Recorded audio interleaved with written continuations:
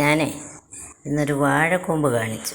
രാവിലെ സമയമില്ലാഞ്ഞിട്ട് ചെയ്തില്ല. വൈകുന്നേരം അതെല്ലാം കൊത്തി അരിഞ്ഞ് വരുന്നതിന് മുമ്പ് തന്നെ കറണ്ട് അങ്ങ് പോയി. 3-4 മണിക്കൂറായി കറണ്ടില്ല. അത് കാരണം പിന്നെ ഇത് വീട്ടിലുള്ള സാധനങ്ങൾ മാത്രമെന്ന് പറയാൻ പറ്റത്തില്ല കേട്ടോ. വെളിച്ചെണ്ണ വീട്ടിലെയാണ് കേട്ടോ, മുട്ട വീട്ടിലെ അല്ല. പിന്നെ ഇത് കൂമ്പ് ഇവിടുത്തെയാണ്. പിന്നെ ചക്കക്കൊരു ഉരുളക്കിഴങ്ങിന് പകരം ചേർത്തത്. പിന്നെ ഒരു ബീട്രൂട്ട്, അത് വേസ്റ്റ് ആക്കണ്ട എന്നേരം ഞാനൊരു സൂപ്പാക്കിയപ്പോൾ അതിനകത്ത് ഇട്ടിട്ട് അത് കളയണ്ടല്ലോ എന്ന് കരുതി അതിങ്ങോട്ട് മുറിച്ച് വിടർത്താതെ ചെറുതായിട്ട് അങ്ങ് ഒരു 5-6-8-10 മുറിച്ചിട്ടത് ഒരു ജ്യൂസാക്കിയിരുന്ന് അത് ഞാൻ കാണിച്ചെന്ന് തോന്നുന്നു മുമ്പേ. അതുകൊണ്ട് ഇത് കേട്ടോ, ആ ജ്യൂസല്ല, സൂപ്പിനകത്തിട്ട് തിളപ്പിച്ച കളയേണ്ടത് കരുതി. ഞാൻ പറഞ്ഞല്ലോ, ഞാൻ ഒന്നും കളയുകയല്ല. അത് ഇതിനകത്ത് അതും അങ്ങ് പൊടിച്ച് ചേർത്തു. അത് ഉരുട്ടി വെച്ചതാണ് കേട്ടോ. അപ്പോൾ മുട്ടയെ അടിച്ചു വെച്ചു. ഇനിയും മുട്ടയ്ക്കകത്ത് മുക്കുക. വിശ്വാസം, എനിക്ക് അരിഞ്ഞു വെച്ചത് കാണിക്കാൻ ഞാൻ മറന്നുപോയി കേട്ടോ. ഒരാളോട് വർത്താനം പറഞ്ഞുകൊണ്ട് ചെയ്തു.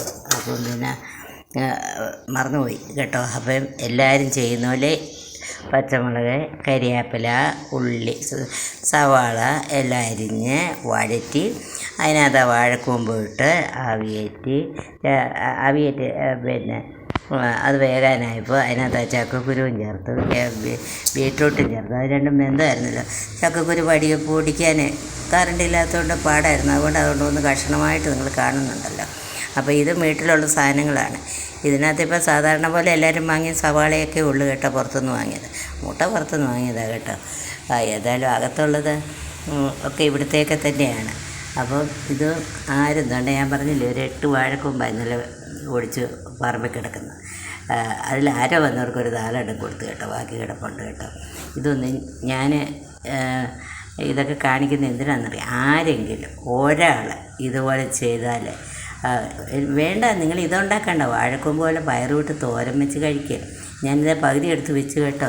എനിക്ക് പിന്നെ ഇന്ന് ഏതായാലും സമയമില്ല, ഇന്ന് അത് വേണ്ടതായിരുന്നു, വൈകിട്ട് ചോറല്ല.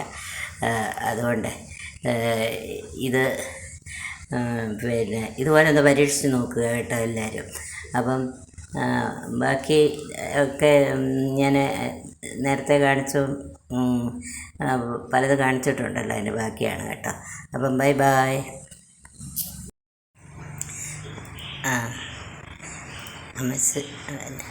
ഞാൻ മുമ്പേ കട്ട്ലേറ്റ് ഉണ്ടാക്കിയൊക്കെ വെച്ചില്ല, പക്ഷേ വെച്ചെങ്കിലും ഞാനത് വറുത്ത് കാണിച്ചില്ലല്ലോ. അപ്പോൾ ഇന്നത്തെ അത്താഴമാണ് കേട്ടോ. അത് പിന്നെ ആ കട്ട്ലേറ്റ് വറുത്തതാണ്. എന്തൊക്കെയായിരുന്നു ഒന്നുകൂടെ പറയാം. മെയിൻ ഇൻഗ്രീഡിയൻസ് വാഴക്കൂമ്പാണ്. പിന്നെ ചക്കക്കുരു, പിന്നെ ഒരു ഒരു ചെറിയ ബീട്രൂട്ടിൻ്റെ, പിന്നെ ഈ പഴം എന്തുകൊണ്ടാണ് നിങ്ങളൊന്ന് കമൻറ്റ് ചെയ്യണം. ഞാൻ ആദ്യം പഴുക്കാതെ വെച്ച് നല്ല പൂവമ്പഴമാണ് ഫ്രിഡ്ജിൽ വെച്ചു. ഒരു തൊലി കറുത്ത് പോയി. ഇതുവരെ എനിക്കങ്ങനെ സംഭവിച്ചിട്ടില്ല കേട്ടോ. അധികം പഴുക്കാതെ വെച്ചുകൊണ്ടാണോ എന്തുകൊണ്ടാണ് ഇതിങ്ങനെ കറുത്തെന്ന് എനിക്കറിയില്ല. അകത്തിന് കണ്ട് ഒരു കേടുമില്ല, നല്ല പൂവമ്പഴമാണ് കേട്ടോ. ചെറുതാണ്, വീട്ടിലുണ്ടായതാണ്. പിന്നെ അതിപ്പോൾ ആപ്പിളേ ഉള്ളൂ കേട്ടോ, വീട്ടിലേതല്ലാത്തത്. പിന്നെ ബാക്കിയൊക്കെ വീട്ടിലെ തന്നെയാണ്. പിന്നെ ഇതും പറഞ്ഞില്ലേ, ഈ സൂപ്പ് ഞാൻ മുമ്പേ ഒന്ന് കാണിച്ചായിരുന്നു കേട്ടോ.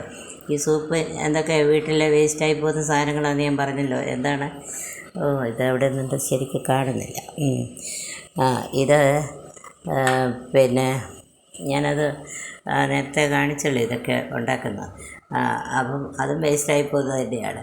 ഇനി ഇത് സെപ്പറേറ്റ് ഇടുകയാണെങ്കിലോ എന്ന് കരുതിയാണ് ഞാനിത് പറയുന്നത് കേട്ടോ. അതിൻ്റെ കൂടെ ഇടാൻ പറ്റിയില്ലല്ലോ.